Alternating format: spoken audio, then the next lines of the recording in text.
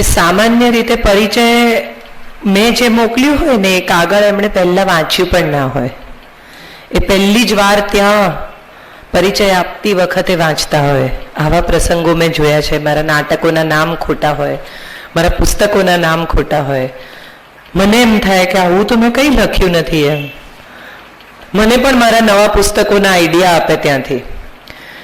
એટલે ધ્યાનથી વાંચીને છતાં સંક્ષિપ્ત. કોઈ વાર પરિચય એટલો બધો લાંબો થઈ જાય કે મને એમ થાય કે હવે મારે બોલવાનું કંઈ રહ્યું નથી ખાસ. બહુ જ સુંદર, અલ્પ અને છતાં ઇન્ટરેસ્ટિંગ પરિચય આપવા બદલ આભાર. રોટરી મિડટાઉનની લાઇબ્રેરી આજે મેં જોઈ. બહુ જ ઊંડો પરિચય છે મારો લાઇબ્રેરી સાથે, દોસ્તી કહી શકાય એવી. મને કદી એ રમકડા, પતંગો, રંગો, ફટાકડા અપાવ્યા જ નથી. દર વર્ષે દરેક તહેવારે મારા માટે બજેટ ફાળવવામાં આવે અને એમાંથી મને ગમે તે પુસ્તક હું ખરીદી શકું. આવું ખાસ્સા વર્ષો સુધી મારા પિતાએ મારી સાથે કર્યું. અને હું માનું છું 16 વર્ષ કે 15 વર્ષની ઉંમરે મેં લોલીચા ખરીદેલી અને એમણે મને કહેલું કે તું આ વાંચવાની હોય તો લેજે, ફેશનમાં નહીં લેતી. અને વાંચ્યા પછી જે કોઈ સવાલો મને થયા એના જવાબો મને બહુ ધીરજથી, શાંતિથી અને સહેજ પણ અચકાયા વિના આપવામાં આવ્યા. પ્રોબેબલી જ્યાં ઊભી છું અથવા જે કામ કરું છું એમાં થોડા લોકોનો બહુ ઊંડો ફાળો છે અને એ બહુ બહોળો, ઊંડો, વિશાળ ફાળો છે. અને એ લોકોમાં એક મારા પિતા, એક મારા ગુજરાતીના શિક્ષક કે જે દર અઠવાડિયે એવું કહેતા કે આ અઠવાડિયે શું વાંચ્યું એનો અમારો એક ક્લાસ હોય. અને બુક રિવ્યૂ તો હવે ફેશનમાં આવ્યા છે, પણ અમે લોકો સ્કૂલમાં હતા ત્યારે અમારે બુક રિવ્યૂ કરવાનું હોય અને કમ્પલસરી બુક રિવ્યૂ આપવો જ પડે દરેકે. અને લખેલો બુક રિવ્યૂ સબમિટ કરવાનો જેના ઇન્ટરનલ માર્ક હોય. અને મને હંમેશા એવું લાગ્યું છે કે વાંચન બહુ જ મદદ કરતું હોય છે. ઘણીવાર તો એવું થાય કે આપણા મનમાં વાત ચાલતી હોય અને વાત તમે કોઈ પણ એક એક્સ પાનું ઉઘાડીને જુઓ તો એ પાના ઉપર તમારા મનની વાતનો જવાબ હોય. અને એવું ઘણીવાર મારી સાથે થયું છે. ઘણીવાર એવું પણ થાય કે કેટલાક લોકોના મોકલેલા સવારના ફોરવર્ડ તમારા સવાલનો જવાબ લઈને આવે. એને ખબર ના હોય એણે શું મોકલ્યું છે. એને તમે બપોરે પૂછો કે તમે શું મોકલ્યું છે તો એમને ખબર ના હોય. એ ફોરવર્ડ જ છે એમને માટે, વાંચવા માટે નથી, એ ફોરવર્ડ કરી દેવા માટે છે. એટલે એ જુદી વાત છે. પણ આપણા માટે ઘણીવાર આ નાનકડું વાંચન પણ ઘણું બધું લઈને આવતું હોય છે. 2 લીટીમાં પણ કોઈ કંઈ કહી દેતું હોય છે અને એનું એટલું બધું મહત્વ હોય છે. એટલે સૌથી પહેલાં તો હું લાઇબ્રેરી માટે અહીંયા આવી છું એ વાતે બહુ ગર્વ અનુભવું છું કે મને બહુ સારું લાગે છે કે આટલા લોકો લાઇબ્રેરી સાથે જોડાયેલા છે અને લાઇબ્રેરીના કાર્યક્રમમાં હાજર છે. બહુ સાચું કહ્યું એમણે કે IPL, election, serials, cinema, music બધું છોડીને જો કોઈ આવતું હોય તો એ ખરેખર મારા માટે આવે છે કે નહીં મને નથી ખબર, પણ ગુજરાતી ભાષા માટે તો આવે જ છે.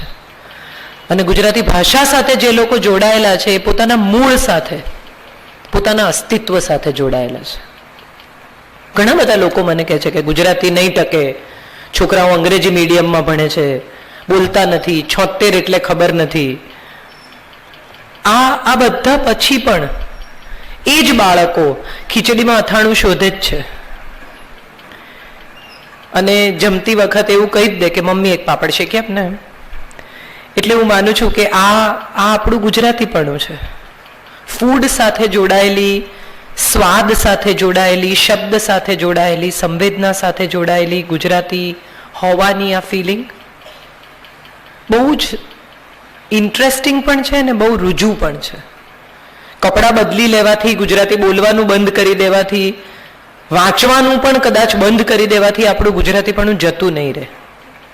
આપણી અંદર ગુજરાતી છે અને હું માનું છું એ હજી આવનારા 100, 150, 200 વર્ષ સુધી તો એને વાંધો નહીં આવે, કારણ કે NRI જેટલા આવે એટલા બધા ઠાંસીને ખાખરા ભરીને લઈ જાય છે.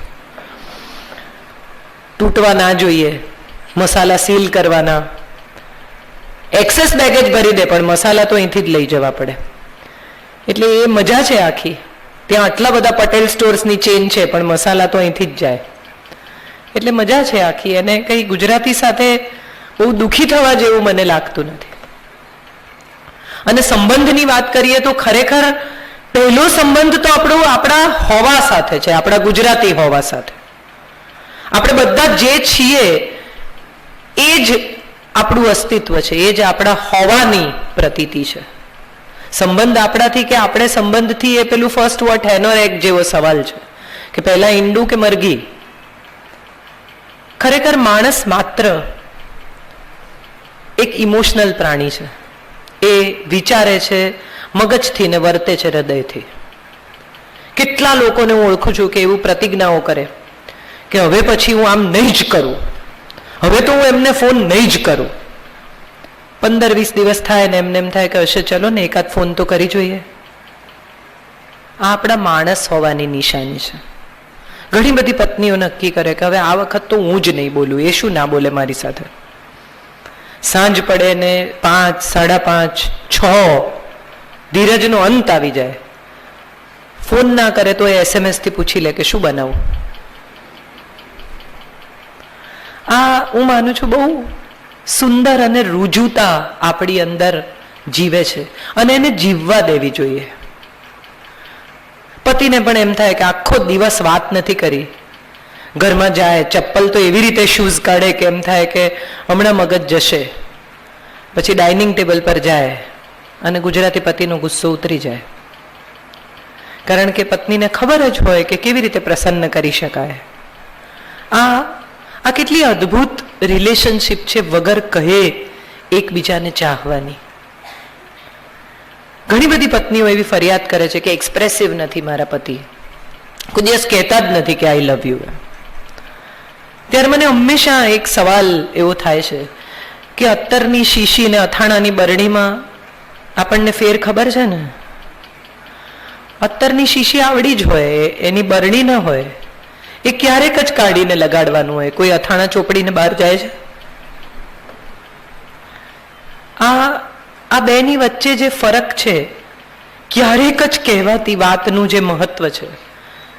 મારો એક પ્લે છે પરફેક્ટ હસબન્ડ. એમાં એક પત્ની કમ્પ્યુટર પર પતિ ઓર્ડર કરે છે.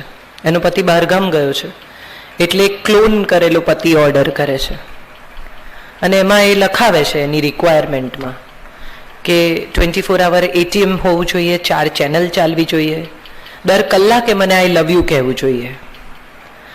અને પછી સ્થિતિ એવી આવે છે કે એણે એ આઈ લવ યુ બંધ કરાવવા માટે માણસને બોલાવવો પડે છે, કારણ કે એ તો કલાક થાય એટલે ઘડિયાળની જેમ આવીને કહી જાય આઈ લવ યુ. ખરેખર એનું કોઈ મહત્વ છે? એક મશીનની જેમ કહેવાતી વાત સાથે ખરેખર આપણે જોડાઈ શકીએ છીએ? સ્વયંભૂ જન્મ લેતા ઇમોશન એ જ સાચા ઇમોશન છે.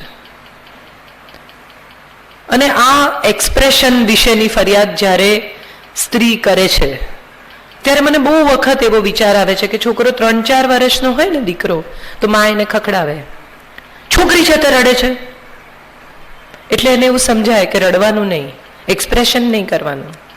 પછી થોડો મોટો થાય 12-14 વર્ષનો અને મમ્મીને એમ કે હું તને રસોડામાં મદદ કરાવું, તું રહેવા દે ભાઈ, તારી કંઈ જરૂર નથી. પછી થોડો મોટો થાય અને અમુક રીતે કંઈ વાત કરવા જાય તો કે છોકરીઓ જેવી વાત નહીં કરવાની. સ્કિનની કેર કરે તો કે સ્કિન કેર કરે છે, અરે આ શું કરે છે, મોઢા પર જાત જાતનું ચોપડે જાવ, બધું છોકરીઓ કરે. અને પછી 25, 28, 30 વર્ષે પત્ની કે તમે તો જરાય એક્સપ્રેસિવ નથી.